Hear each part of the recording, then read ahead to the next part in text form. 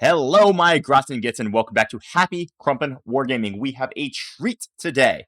Today, we're going to be talking about a detachment that has really slid under the radar, but I am here to tell you that it is actually my favorite way to play the orcs. Now, it is not necessarily the best way to play the orcs. I do believe that still sticks with the video we still have to do, which is Warhorde, but the big hunt is really, really interesting, and let's dig right into it to get all of you crumping your opponents and hunting your prey the best you possibly can, the quickest you possibly can, because as orcs, we got nothing left to do unless we crumpin', because, yeah, that's what it is. So here's the deal about the big hunt, guys. The big hunt. Ugh. Be careful when you say that name, by the way. It is a very high skill cap army. It is not an army that you're just going to pick up and go do really well with. It doesn't work like Bully Boys where you just wall and move towards your opponent. It doesn't work like Warhorde where you just stage and then kill things. It is a much trickier army to use, but it is also an exceptionally, extremely rewarding army to utilize. Now, when this detachment was being developed, GW did a few things that kept it from being like an obvious, yes, this is a good detachment. And we're going to talk about what some of those things are, and we're going to talk about why it's a little annoying, but it's not a death sentence. This detachment has real play. I think it is solidly the number 4 detachment. I still think that Warhorde's the best, then Bully Boys, then Greentide, and then probably this. Although I don't believe Greentide is much better than this, just so you guys know, because there is a lot of play here in the Big Hunt. So the prey mechanism allows for extremely interesting levels of prey. Of play. So I'm just going to read it to you here. At the start of your command phase, select one monster, vehicle, or warlord unit from your opponent's army. So you can choose a monster, a vehicle, or a warlord. This is where people are getting confused. You do not have to choose the warlord. You get to choose one of those 3 options. If your opponent does not have any of these on the battlefield or embarked with it in a transport that is on the battlefield, so for example, if you have a warlord that's inside of a truck, you can still select them, which is kind of an interesting thing. It's one of the only things that you specifically can select that are inside transport, although the core rules so you can't select things that are inside transport, so I'm not entirely sure how that interaction works. I would check with the TO for that one. You can select one character unit from your opponent's army instead. So, if you do not have a monster, a vehicle, or a warlord, then you can select character units instead. Until the start of the next command phase, that enemy unit is your prey. Now, when the enemy unit is prey, you're going to get a variety of benefits and buffs going into that unit. So you're going to have, anytime a beast snag unit, and remember, this detachment all of its rules only apply to beast snag units, and some of the stratagems are even more specific than just beast snag, by the way. So each time a beast snag unit from your army declares a charge that includes your prey as one of the targets, you can re-roll the charge roll. Now, the wording on this is really important because what it allows you to do is it will allow you to do multi-charges to get benefits. So if your prey is a land raider, but you're trying to get to the unit behind it, you can use the re-roll to try to slingshot yourself forward so that you can get into the other unit, which is really cool. It does allow for a little bit of interesting plays. So your entire army essentially is going to get, well, not your entire army, but all of your beast snagga units at least. Then the next part of the detachment rules, each time a beast snagga model from your army makes an attack that targets your prey, improve the armor penetration of that attack by 1. Okay, so this is a very flexible rule. And the nice thing is it's at the start of your turn. It's not at the start of the battle round. So your opponent has a hard time playing around it because you're going to get to select it at the start of your turn. So wherever they positioned anything, you're going to have multiple options to go where you need to go. Now, I do have some small complaints about this, but this video is not necessarily about the complaints about the way it's worded. It's more about just like how to actually utilize this one. So the thing about this army is that you're going to have very, very few auto wins. You're also not going to have many auto losses.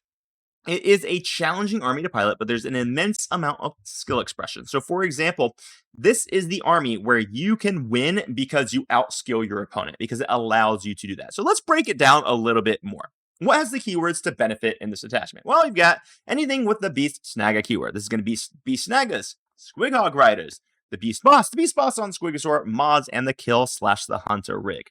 One guy that is missing from this is Zodrad Wartsnaga. I was really hoping he was going to be included, but he does not have the Snagga keyword, which is very annoying. So let's go through some of the strengths of this detachment. AP2 Snaggas and Squighog Riders gets insane. When you look at the damage output that comes from having an AP2 weapon on those units, it really starts to get very, very spicy. They still have stratagems that give them access to sustained ones on demand.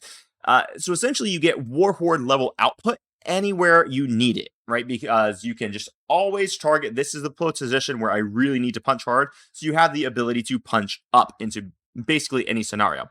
You have lots of movement shenanigans. We're going to go through some of the stratagems in just a moment. But these movement shenanigans really, really allow you to mess with your opponent's game plan. You have reactive movements, you have uppy downy, you've got advance and charge, you've got fall back and charge. All these things exist.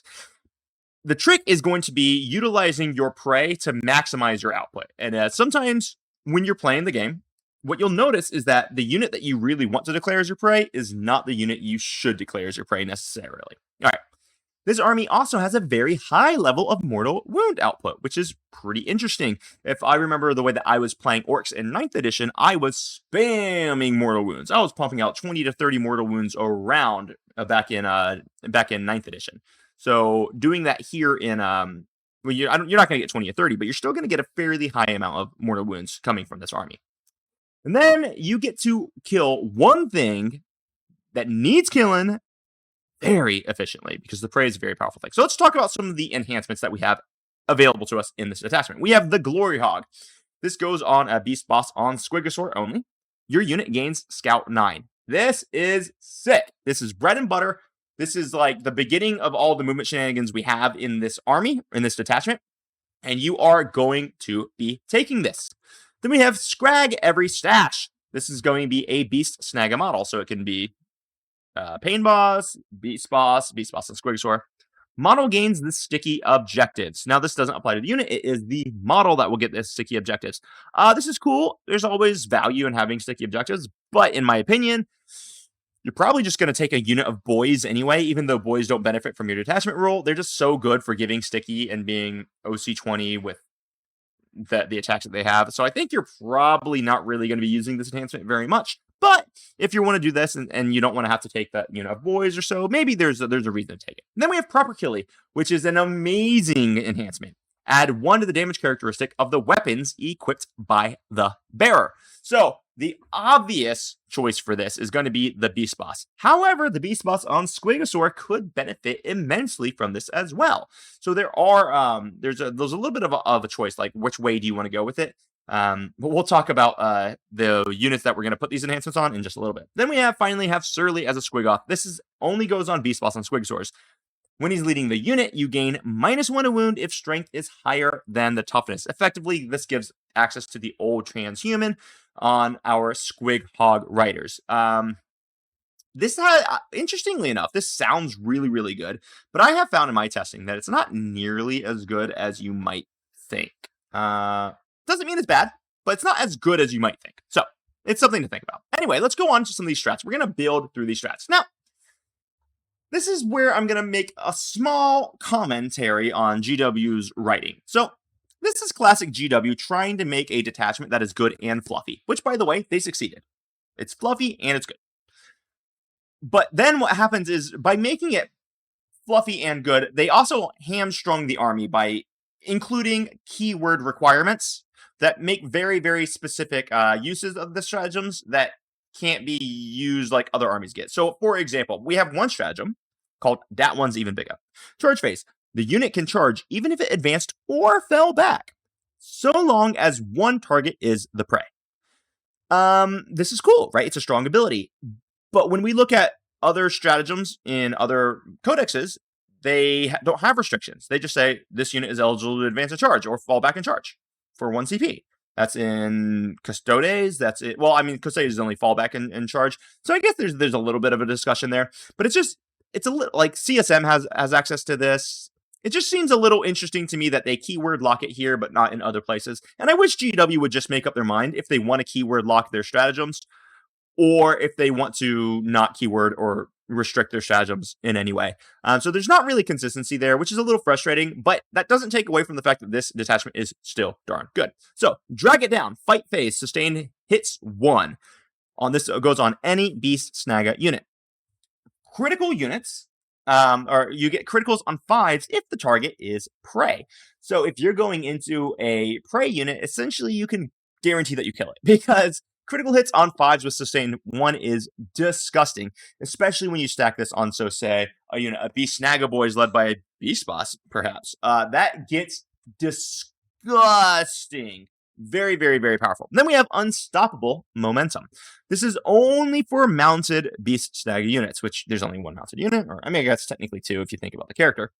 This happens in the charge phase. You select 1 unit at the end of your charge phase within engagement range. Roll 1d6 for each model in your unit. So if you have a unit of 4 Squig Hogs led by a Beast Boss and Squigosaur, you're going to roll 5 dice. Every 4 is going to be a mortal wound. And then you're going to roll 3 extra dice if the target is your prey. Now you are capped out at 6 mortal wounds maximum, kind of like a tank shock. It's going to be hard to ever get to 6 mortal wounds. It's not as good as tank shock, but it is cool that you have an extra ability to get access to those mortal wounds outputs, and it really can put the pressure on your opponent, especially when they're going to be heavily relying on screens against your army. This can help you clear screens. It can help you to get your pylons into places where they don't want the pylons. It is a very, very useful ability. And the nice thing is it doesn't require each model in your unit to be in engagement. It just requires your unit to be in engagement range. Then we go to that one's even bigger. So we already spoke about this one a little bit. Unit can charge even if it advanced or fell back, as long as 1 target is the prey. Now, this is a very, very good ability. Like I said, it is a little restrictive, but it is a solid ability because it will allow you to get a lot of movement outside of the WA. Being able to be super active outside of the WA is Value Town. It's very, very strong because one of the big problems with orcs a lot of times is your opponent knows what your go turn is. It's very loudly declared. But when you have the ability to get access to your advanced and charge or your extended range outside of the WA, it really screws with your opponent's ability to pre-measure like distances to make sure they're outside of your threat range. It can really mess with your opponent a lot. So it is a strong stratagem, and it is very, very useful. Now, let's look at the next 3. We've got, where do you think you're going? This is a reactive move. It is a normal move of up to 6 inches when an enemy unit fell back from your unit. So if I have a unit of Squig Hog Riders, for example, who are hanging out, and they're engaged with a Rhino, and the Rhino decides to fall back. Well, as soon as the Rhino's done falling back, I can then move my Squig Hog Riders, a normal move, up to 6 inches. Now remember, it's a normal move, which means you have to end outside of engagement range. Sadly, it does not allow you to get back into engagement range. That would be an awesome stratagem. As is, it's just a kind of neat, good one, decent one. Now, since it is specifically a normal move, this will actually allow you to proc the Squig Bombs from a unit of Squig Hogs if they had not already been able to throw it, which is very cool. Then we have Stalking Tactics. This is a pretty bad stratagem, and I can't really think of many times when I would actually use this over just like the normal go to ground. So it's like, I'm kind of baffled by the fact that they thought this was a useful stratagem, and I hope it gets a rewrite in a balanced status slate. Anyway, Stalking Tactics. Unit gains cover against shooting attacks. Also, they get stealth if it's an infantry unit. Now, the thing is, orc infantry is, and remember, this is only Beast Snaggas, so it's literally only Beast Snagga boys if you're going to get the stealth. They're already hyper fragile. Just adding stealth doesn't make them tough. So I don't really think it's a good stratagem, and I'm probably never going to use it. Maybe there's some niche situation where I would, but we already have access to the generic strats and to take cover, which would give you cover and a 6-up invulnerable save. So it's like, I don't even think that this is... Yeah, I'm a little baffled by this stratagem. Let's move on. Instinctive Hunters. This one is epically strong. End of the opponent's fight phase. You get uppy downy for 1 Beast Snagga unit, not an engagement range of an enemy unit. Now, the really cool trick of the... Oh, and by uppy downy, guys, sorry. What I mean is you get to return your unit back to reserves, which is very, very fascinating. Because one of the cool things about this one is it is only keyword locked to Beast Snagga units. So there might be some interesting play where maybe at the end of your opponent's fight phase, you go, boop, and you pick up your kill rig or your hunter rig, and you put them back into reserves. There's some interesting applications here. I can see it. So I think this is good. Overall, we have good strats. We do have one bafflingly bad one. And then we have just some weird restrictions that I'm not certain why they exist. But overall, solid strats. Now let's talk about some of the characters. We have 4 main characters that benefit from the Beast Snagga keyword. Now, We have more characters. Guys, listen, Boss Snickrot's awesome. And as you'll see when we go over the army list that I have suggested for you, he's included.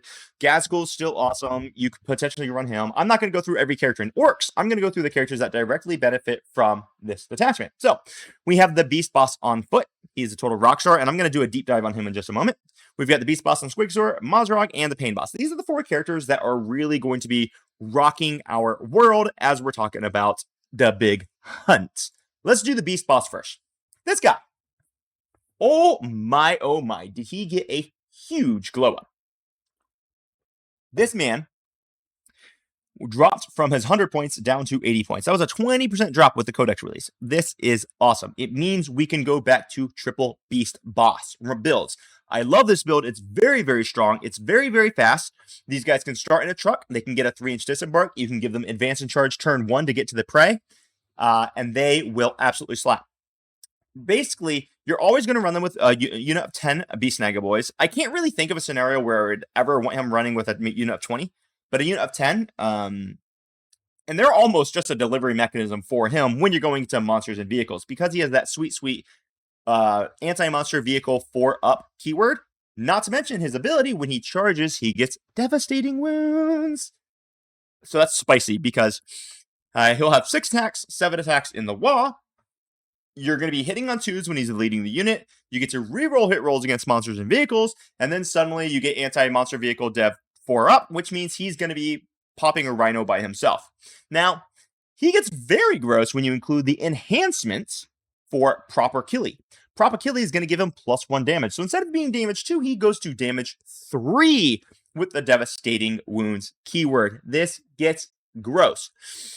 Now, if we stack sustain hits 1, crits on 5s because you're going against the prey, this one guy with the Propagility enhancement and that one stratagem does 14.29 damage into a Land Raider by himself. That's not including his unit at all. All the Beast Snaggas, which will be at AP2, by the way. It is shocking how much damage this guy can put out. He is a nightmare to a monolith. He's a nightmare to basically anything. So he is really, really cool. And you're going to have 3 of these bad boys. Only one's going to have the Propagility, but the other 2 are still going to be freaking slapping. Let's talk about Mazrog. All right. He was previously known as the biggest and the bestest, but is no longer. He got a huge nerf with the Codex, and honestly, I'm still salty about it. I don't particularly see any really good use case for him. I'm trying to rack my brain, trying to think about it. His new ability, when he's leading a unit, which is only Squighogs, he can give them Fight on Death. Fight on Death on a 4-up. It's the bad Fight of Death. I don't see it, man. I just don't see. He did get a small points drop down to 160, but he went down by 2 on strength. So he dropped from strength, or I'm sorry, forgive me, toughness. So he went from toughness 10 all the way down to toughness 8. And instead of having a 4 Feel No Pain, he went to a 5 Feel No Pain. So he's not the tank he was. He's still not easy to kill, but you're going to kill him now. So running him solo is less and less attractive, but running him with the unit of Squighogs is even less so, because he costs the same as 4 Squighogs. I can't really think of a scenario where I'm having him being a leader. Now, as we're sitting here talking, I am considering maybe there is a role for him running solo, because, being able to give a unit advance and charge outside of the wall means that you can potentially get him up and into the thick of it very, very rapidly, depending on how your opponent moves. So there might be a role for him running solo. As of right now, I'm not really seeing it. I'll experiment more and more as we talk about. But if you're going to be running him as a leader, you're almost certainly going to be taking the Beast Boss on Squigosaur, because that guy is pretty great. So let's talk about the Beast Boss on Squigosaur. So this guy got a nice little side grade, but his abilities became quite interesting. He's super useful.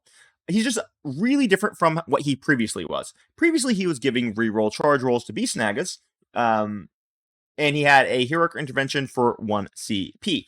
Now, in the big hunt, we don't really need the Aura of reroll charges, because we could just make sure that the prey is the unit that we really need to get into, which is great.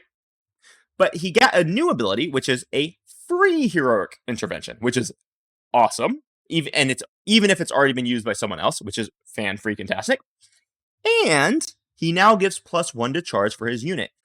Meaning, if you're running him leading a unit of Squig Hogs, those boys get fast because suddenly they move 10. They can't be slowed down in any way. You can get them advance and charge outside of the wall. They can even get scouts 9, and they're going to get +1 to charge. These guys go where you need them to go. Like, one of the biggest complaints about mounted is that they're hard to move. But you know what? When that unit's moving 25 inches in a turn, it's not really that hard to move. So I think I like them a lot, especially the one who's going to be giving a Scout 9. It's pretty sick. Now, one little tip and trick here I have for you guys. I've done this in a video previously. There's a really awesome trick that you can pull off. It's called the Rapid Ingress to Heroic Intervention. And I've done it on TTS where I've demonstrated in depth, and maybe this will link the video to it. I think the last time I did it was in Tips and Tricks Part 2.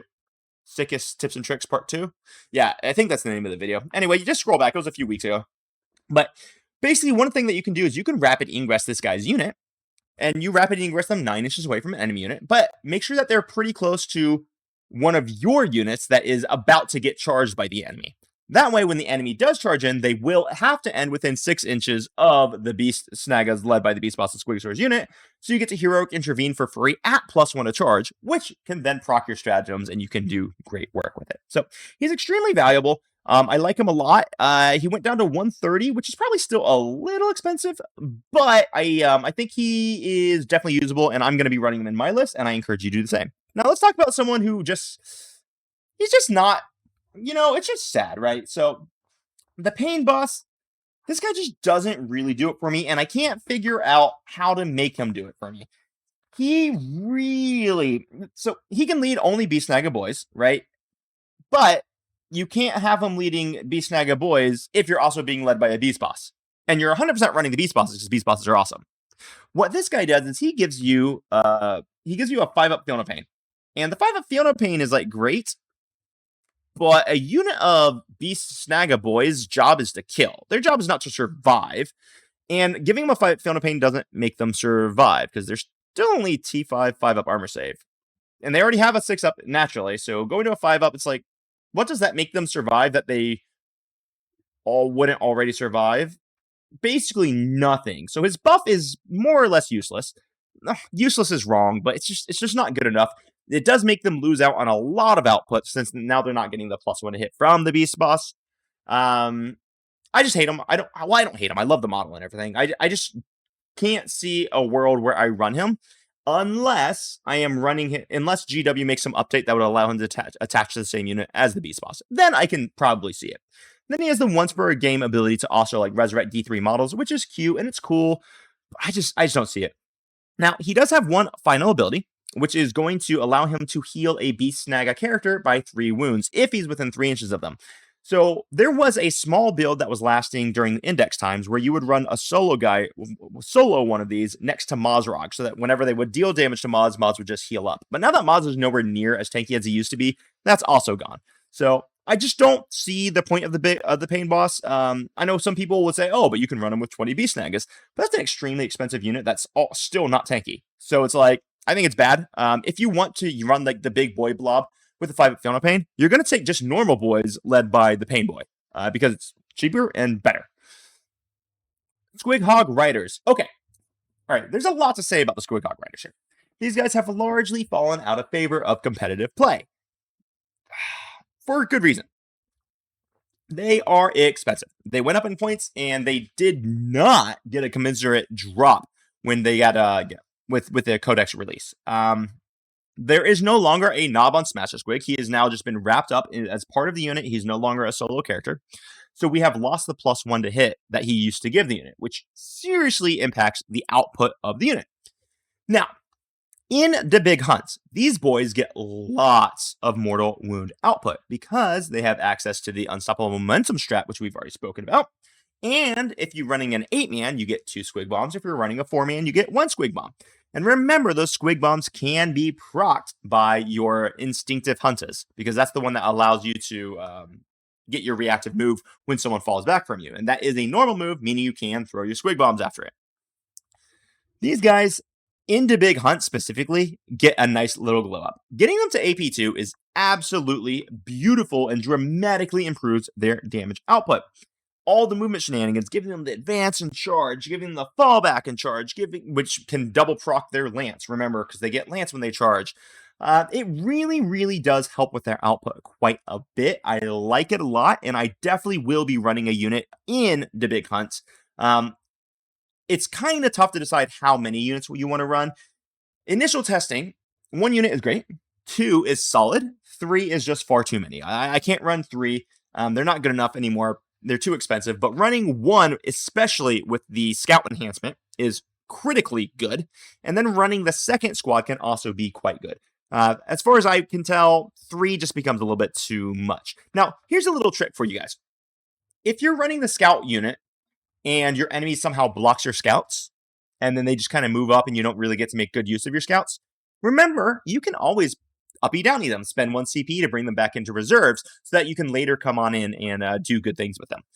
Maybe try the rapid ingress to heroic intervention stratagem, or technique, which I talked about earlier. That really works better if you are led by a beast boss on Squigosaur, but you can only get the scout if you're led by a beast boss on Squigosaur. So, lots of ways to use them. I am notorious for starting them on the line, trying to go for the scout. If I don't get a good scout move and I don't get them positioned where I want, I'll just put them back into reserves, because that is a awesome combination that you can have with these guys. The Beast Snagga boys. These guys are the big hitters of the list.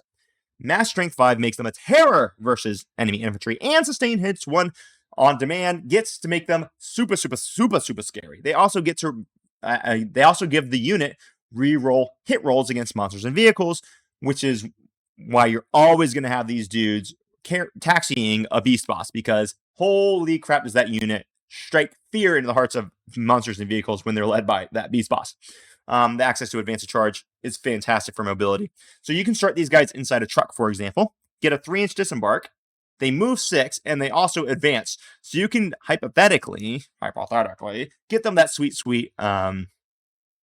15-inch move, turn 1, which can get them to interesting charge ranges, especially when you consider the fact that, well, these bad boys get to reroll charges against your prey. That is nice. Kill and the Hunter Rig. Oh, all right. This one hurts my soul. 9th edition, this was my favorite unit, favorite model, favorite everything. 10th edition, it's still basically my favorite model, and I hate the unit. Hurts my soul. It is not doing what we want it to do. Now, in the Big Hunt specifically, I believe there is some gameplay with the kill/Hunter Rig.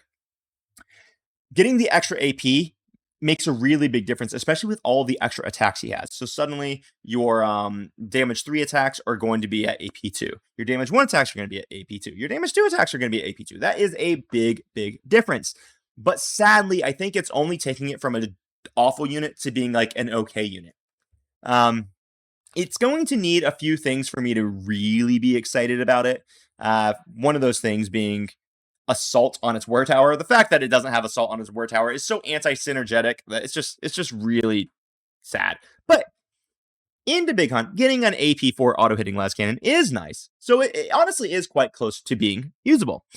I think he needs to get assault on his war tower. I think he needs his Sticka cannon to hit better, because if his Sticka cannon, say, got torrents. So the Sticka cannon automatically hits, and that will give him +2 to charge against monsters and vehicles. Then suddenly, this guy gets to benefit from the uppy downy, which could be really, really exciting, because that guy is going to be coming from strategic reserves with potentially a 7-inch charge. Sadly, now, if you want to try that stratagem, you're praying for a 5-up hit with the Sticka cannon with 1 shot, and that is just awful odds. So I think he still needs. They should have known that he was already not usable in the index. And then when the Codex was coming around, they should have changed them. They didn't. It's sad. But there are a few ways to run them into Big Hunt. For example, you can give them that uppy downy ability to have them come back out of strat reserves, rapid ingress, etc., to get him into places where you want him to be. But he's still only a T10 with a 3-up armor save. He is not tough enough. So it's just really hard for me to justify. But at least there's some cute things you can do with him into Big Hunt. Then Gretchen, because my wife told me I always have to include Gretchen because they're her favorites. So yeah, Gretchen are cool. Anyway, this is the army list that I recommend people go with, trying. Start here, and then you can expand out. There's lots of ways to build this army, but this is what I'm going to do. I'm starting at every single Big Hunt list with 3 beast bosses. These guys are amazing. They slap. They're adaptable. They can go into multiple different types of targets. The first one's always going to proper killy, because Holy crap, damage 3 with anti-monster vehicle 4 up on all of your attacks gets spicy when you combine it with the dev wound keyword. And then we're going to have 2 beast bosses on Squiggasaur. The first one's going to have Glory Hog for that sweet 9-inch advance, or 9-inch scout move, forgive me. And the second one's going to have Shirley as a Squigga, and that is going to be the -1 to wound enhancement if the strength of the attack is higher than the toughness of the unit. Then finally, we're going to have Boss Snickrot for my characters. The reason why we have to have Boss Snickrot, and it doesn't have to be Snickrot, you can use Commandos, but Commandos are crazy expensive still. Pour one out for your homies, they still suck. Is if you're ever planning on getting to actually use your 9-inch scout move, you're going to need to secure a lane that your opponent can't screen you out of. So for those of you who don't know, you cannot end a scout move within 9 inches of an enemy unit. And if your enemy decides to drop an infiltrator in the position right in front of your Swighogs, they won't be able to use their scout move, effectively neutering you, which sucks. So you're going to need to be able to place Snickrot somewhere to ensure you actually have a lane to move out of to guarantee you don't get move blocked. Move blocking is also a notoriously awful thing to occur when you are running a bunch of mounted units, which this army will be running. So Snickrot is very vital to this. Then I'm going to have 3 units of Beast Snagga boys. We've already kind of spoken about this. They are going to be shuttling the beast bosses back and forth to just go kill and annihilate things. Then we have a 10-man unit of boys. Now, they don't benefit from the detachment or anything, but I'm still going to run them because it's 20 OC. They're T5. They're not like hard to kill or anything, but they give me those sweet, sticky objectives, and they're just bodies.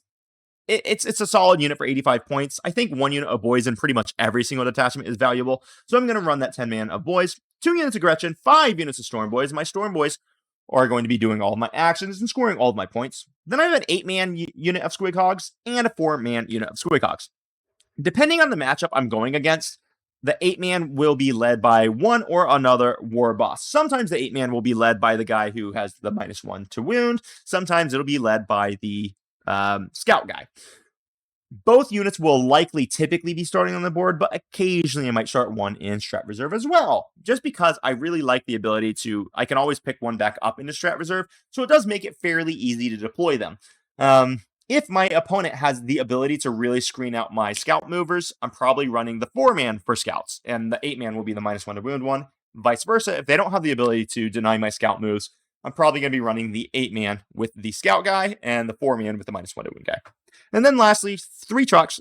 Trucks are awesome. I'm going to start my Beast Snagga boys in them so that I can get a good disembark, etc., and do all those things. So hopefully you enjoyed this. This was my interview. This is my introduction to Beast Snagga boys on the Big Hunt. Give this stuff a try. Make sure you crump your opponents, and definitely yell a good wall when you do it. If you like this content, go ahead and hit the like and subscribe buttons, and I'll catch you on the next video. Happy crumping.